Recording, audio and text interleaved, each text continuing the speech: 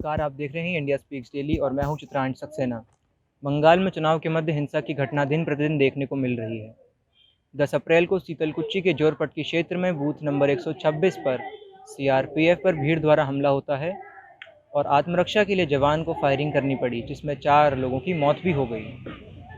Election अफसर का कहना था कि जिन लोगों ने सुरक्षा कर्मियों के हथियार छीनने की कोशिश करी, उनसे झड़प में सीआरपीएफ को आत्मरक्षा के लिए फायरिंग भी करनी पड़ी। सीआरपीएफ पर टीएमसी ने आरोप लगाए कि बीजेपी के निर्देश पर सीआरपीएफ ने ऐसा कदम उठाया, किंतु इससे इनकार करते हुए सीआरपीएफ ने कहा कि उस क्षेत्र में सीआरपीएफ का कोई जवान तैनात ही नहीं था। सूत्रों के मुताबिक जब अधिकृत स्वास्थ्य कार्यकर्ता, आशा कार्यकर्ता एवं एक पुलिसकर्मी को बुरी तरह पीटा गया, तब सीआरपीएफ ने मामले को विच्छिन्न करने के लिए हवा में फायरिंग करी। चुनाव अधिकारी के अनुसार उसके बाद अन्य लोगों ने हथियार छीनने की कोशिश करी, जिसके बाद आत्मरक्षा के लिए सीआरपीएफ को गोली चलानी पड़ी। ममता जी का कहना है कि ये जिनोसाइड है और साथ ही में उन्होंने अपने चुनाव अभियान में सीआरपीएफ को घेरने के लिए उद्घोषणा भी करी। आइए जानते हैं जनता से कि उनके विचार इस पर क्या हैं। इलेक्शन एक साफ स्वच्छ सुंदर छवि लेके होना चाहिए। अब जो हिंसा होती जा रही इलेक्शन में, ये लोकतंत्र के लिए बहुत बड़ा खतरा है। चाहे वो इसमें सब पार्टियों को सोच के व्यक्तिगत रूप से ना लेके देश के हित की बात करना चाहिए। मेरे हिसाब से तो अब इलेक्ट्रॉनिक बेसिस कर देना चाहिए इलेक्शन, और रैली भी सब डिजिटल हो जानी चाहिए। मेरा पहला प्रश्न है कि बंगाल में लोगों का सीआईएसएफ को घेरना और झड़प में 4 लोगों की मौत दुखद है, किंतु ये मौत का कारण उत्तेजना भरे राजनीतिक वक्तव्य हैं या केवल दुर्घटना जिससे बचा जा सकता था। आपने सवाल किया कि झड़प हुई, दुर्घटना थी और रोका जा सकता था। देखिए एक्चुअली क्या है कि अभी वहाँ एक ऐसी पार्टी थी सत्ता में जो पिछले 5 साल से लगातार वहाँ बैठी हुई थी और प्रॉपर एक छत्र राज था। आज के समय में क्या हुआ है कि बीजेपी वहाँ पे काफ़ी तेज़ी से बढ़ रही है, तो ये बात कहीं ना कहीं ममता बनर्जी को पच नहीं रही है। इस वजह से वो लोगों में उत्तेजना भड़का रही है। और आप एक्चुअली वहाँ का बंगाल का पुरानी राजनीति का पुराना इतिहास रहा है कि हिंसा तो होती ही होती है, बट ये जो इस बार हो रहा है ये कुछ ज़्यादा ही है, क्योंकि इस बार न वामपंथ है अपोजिशन में, न कांग्रेस है, न कोई और पार्टियाँ हैं। टक्कर सिर्फ भाजपा और टीएमसी के बीच में है। तो यहाँ पे कहीं ना कहीं भड़का के भावनाएं भड़का करके सारी चीज़ें खराब की जा रही हैं। अभी 3-4 दिन पहले एक इंस्पेक्टर को कुछ लोगों ने, मुस्लिम बहुल्य क्षेत्र में वो गया था, जहाँ पे इंस्पेक्टर को घेर के सभी ने मार दिया। अब ये क्या है, एक तरीके से सरकार के खिलाफ, टीएमसी द्वारा सरकार के खिलाफ लोगों को भड़काया जा रहा है कि ये लोकतंत्र हमारे लिए नहीं है। अब पहले ईवीएम खराब था, कभी गाड़ी में ईवीएम मिल रहा है, ईवीएम खराब था, फिर उस तरह से हर चीज़ में चुनाव आयोग टीएमसी का पक्ष नहीं ले रहा है, बीजेपी का पक्ष ले रहा है। एक तरीके से लोकतंत्र के खिलाफ लोगों को भड़काया जा रहा है। तो कहीं ना कहीं ये हमारे लोकतंत्र पे आघात किया रहा है, जिसका नतीजा ये है कि अब जनता पुलिस वालों से लड़ रही है, प्रशासन के लोगों से लड़ रही है, और इसका कहीं ना कहीं खामियाजा पूरे देश को भुगतना पड़ेगा। पूर्ण हक है, उन्हें पूर्ण स्वायत्तता है, वो अपनी आत्मरक्षार्थ कुछ भी कर सकते हैं।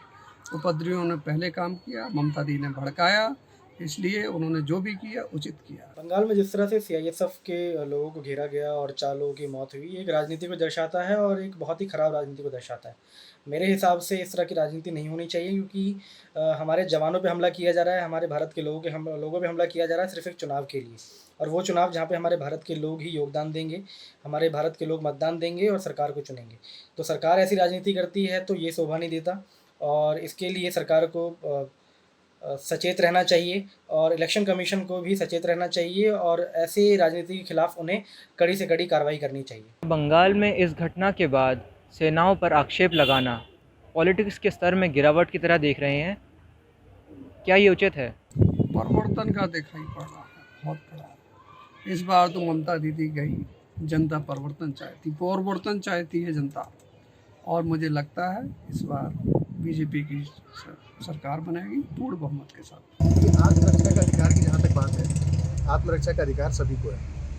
किसी पे भी कोई अगर हमला करता है तो आत्मरक्षा वो करेगा ही करेगा। अब ना करे तो उसका उदाहरण पिछले दिनों हुई दिल्ली की घटना है, जब किसान आंदोलन में पुलिस वालों को लोग दौड़ा दौड़ा के मार रहे थे। तब हम ही थे जो कह रहे थे कि ये जो हो रहा है वो गलत हो रहा है, पुलिस को आत्मरक्षा के लिए गोली चलानी चाहिए।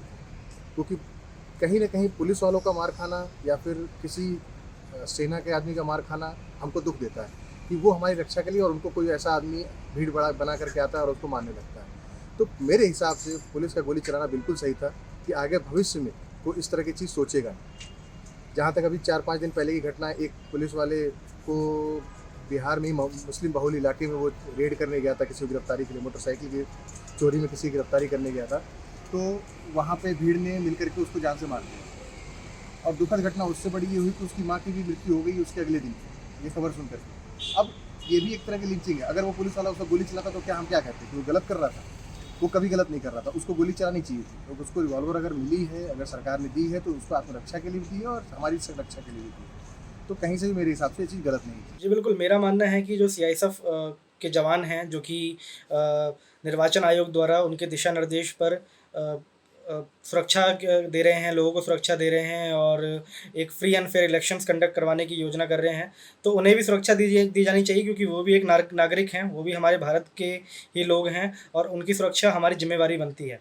और सरकार उन्हें सुरक्षा दे ना दे, आम नागरिकों में एक खुद का एक उन्हें खुद सेंस होना चाहिए कि हमें उन्हें सुरक्षा देनी चाहिए, उन पर हमला नहीं करना चाहिए और उन्हें पूरी की पूरी रिस्पेक्ट मिले, ये हमें इंश्योर करना चाहिए। देखिए, एक कहावत है, 100 चूहे खाकर बिल्ली चली हज को। तो ममता बनर्जी जिस तरह से काम कर रही हैं, हिंसा की राजनीति, ये किसी से छुपा हुआ नहीं है। टीएमसी के गुंडों द्वारा, टीएमसी के लोगों द्वारा बंगाल में जिस तरह से विगत समय में हत्या और की गई और की जा रही है, गुंडागर्दी हर जगह की जा रही है, वो किसी भी देशवासी से छुपा नहीं है। और वो अगर सीआरपीएफ पर या आर्म फोर्स पर जो आरोप लगा रही है कि 4 लोगों की फोर्स द्वारा हत्या कर दी गई, ये बिल्कुल निराधार है। इसमें आर्म फोर्स द्वारा अपनी आत्मरक्षा में गोली चलाई गई, जिसमें कुछ उपद्रवी, गुंडे, असामाजिक तत्व मारे गए, जो कि बिल्कुल गलत नहीं है। और आर्म फोर्स को अपनी रक्षा के लिए गोली चलाना ये एकदम वाजिब है, इसको मैं गलत नहीं मानता। मेरा अगला सवाल ये है कि क्या राजनीतिक विवाद जनता की जान ले रहा है और पिछले चुनाव और अब की स्थिति में क्या अंतर देखने को मिल रहा है? बिल्कुल, सेना पर आरोप लगाना तो एक तरह की पॉलिटिक्स है, राजनीति ही है और राजनीति कितनी गंदी हो सकती है, कितनी भद्दी हो सकती है, इसको साचेत करता है। और लोगों में राजनीति के लिए एक नफ़रत भी पैदा होती है इस तरह की चीज़ों से। होता क्या है कि भारत में राजनीति का नाम सुनते ही लोग उससे दूरी बनाने की सोचते हैं और जो दूरी बनाने की जो प्रक्रिया है वो इन्हीं सब चीज़ों की वजह से चालू होती है। आप सेनाओं पे सवाल खड़े कर रहे हैं, आप भारत के लोगों पे सवाल खड़े कर रहे हैं, भारत के लोगों को आपस में लड़वा रहे हैं, तो ये राजनीति है और ये बहुत ही गंदी राजनीति है। ऐसी इस प्रकार की राजनीति पर रोक लगाई जानी चाहिए और चुनाव के समय तो खास करके निर्वाचन आयोग, जिन्हें की पूरी जिम्मेदारी मिलती है, पूरी पावर के साथ उन्हें बैठाया जाता है, उन्हें इन सब चीज़ों के खिलाफ सख्त से सख्त कार्रवाई करनी चाहिए। उचित और अनुचित वाली बात ही नहीं है। अगर किसी पे कोई हमला कर रहा है, उसको अगर वो उसका जवाब दे रहा है, तो अनुचित कहाँ से हो गए? ये हमेशा ही उचित है। कल आपको अगर कोई आकर के हमला आपके ऊपर करता है, तो पहला आप बचाव करेंगे ना, कहीं जब आपका हाथ पैर जो भी होगा आप उससे बचाव करेंगे। बाद में पुलिस आती है, जो भी चीज़ें होती हैं, और वो तो खुद पुलिस है, खुद सशस्त्र सेना बल है, जिसको कुछ ना कुछ अपने बचाव में करना ही था। तो गोली चलाना कहीं से भी गलत नहीं था। और जहाँ तक लोग जो कह रहे हैं कि उन्होंने गलत किया, तो क्या वो चाहते थे कि जो पुलिस वाला कुछ दिन पहले मारा गया उसी की तरह वही मर जाते? तो फिर वो नक्सल को भी कहेंगे वो सही था, फिर वो ये भी कहेंगे कि जो दिल्ली में घटना हुई वो भी सही थी, पुलिस वालों का पिटना ठीक था। तो कहीं से भी आप इसको उचित नहीं ठहरा सकते कि पुलिस वालों को मारा जाए और पुलिस अपना हथियार ना निकाले। जो मारने वाले लोग हैं वो कौन है? वो कहीं ना कहीं लोकतंत्र पे हमला है, वो देश के ऊपर हमला है। उनके बीच और आतंकवादियों के बीच कोई अंतर नहीं है। मेरे हिसाब से बिल्कुल सही किया गया था और इसका बचाव करने वाले लोग भी उनके साथ खड़े हुए लोग। सेना पर अपेक्ष लगाना या आरोप लगाना, ये एक राजनीति के तहत प्रचलन में आ गया है। जब कोई भी काम सेना करती है और किसी लगता है कि दूसरे पार्टी को उससे नुकसान पहुंच रहा है, तो दूसरा पार्टी गलत सलत आरोप लगाने में भी नहीं चूकती है सेनाओं पर।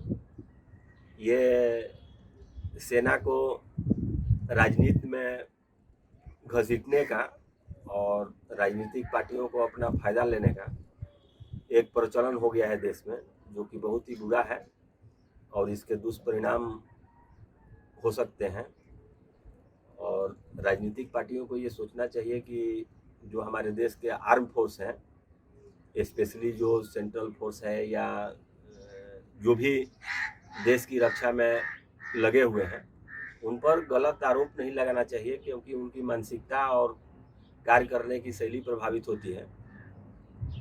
तो ये एकदम बेबुनियाद आरोप है जो भी लगा रहा है, और ये इसका समर्थन मैं कभी नहीं करता हूँ।